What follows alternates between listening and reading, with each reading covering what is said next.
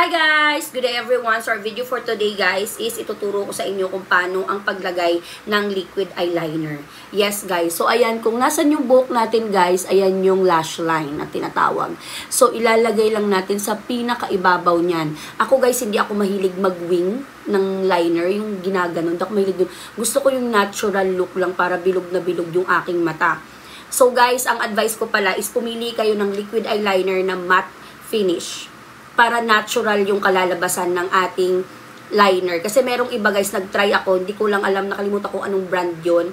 Pero, yung finish niya guys, parang shiny. Pag natatamaan ng ilaw, nagsha-shine siya.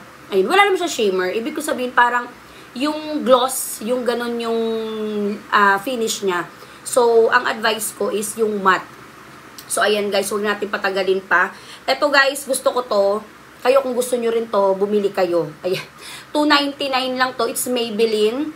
Ayan, Maybelline Tattoo Liner 48 Hour Liquid 10. Nabibili ito sa mga dep store. Yes, sa cosmetics area ng dep stores kahit sa ang mall.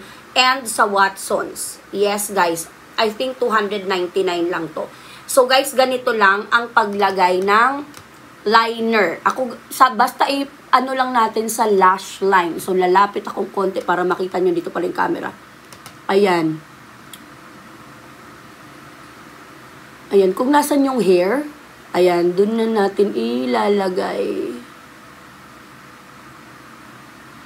Pang everyday look lang itong tinuturo ko ah.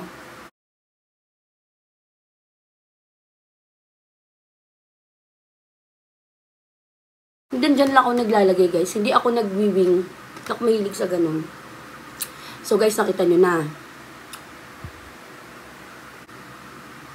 See? Ayun yung sinasabi ko na matte finish.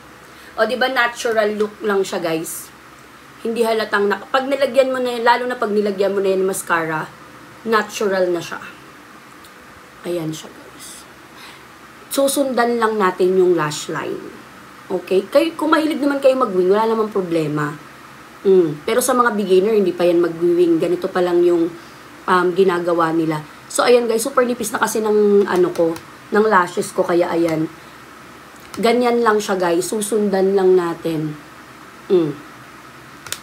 Diba? Gagawin ko lang tong kabila guys ha.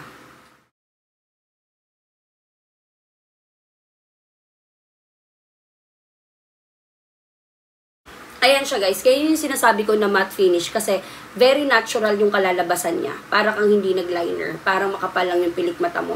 Tapos magaganda pa yan pag naglagay pa tayo ng mascara. So again, susundan nyo lang yung lash line, yung hair nyo kung saan. Kung gusto nyo naman mas makapal, nasa inyo na yan, bahala kayo sa buhay nyo. Pero kung gusto nyo naman natural, ganyan lang. Sundan nyo lang yung lash line, tapos pakak na. O diba, bilugan na yung mata.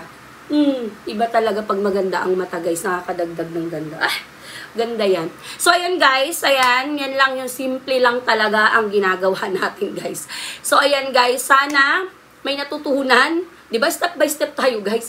May natutunan everyone. And thank you for watching guys, and don't forget to like and subscribe. Bye!